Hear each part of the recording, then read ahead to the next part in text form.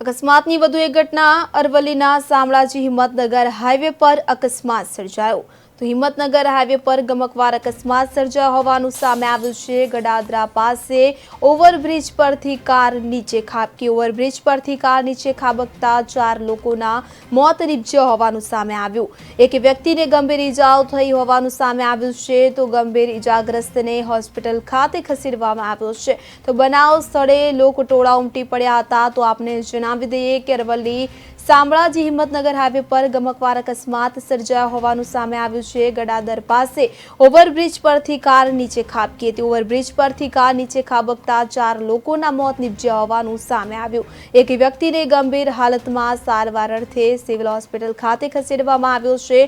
તો શામળાજીથી હિંમતનગર તરફ કાર જઈ રહી હતી તે દરમિયાન આ ઘટના ઘટી હોવાનું સામે આવ્યું છે। મૃતકમાં 2 પુરુષ તો 2 મહિલાનો સમાવેશ। મૃતકો કપડ ગામ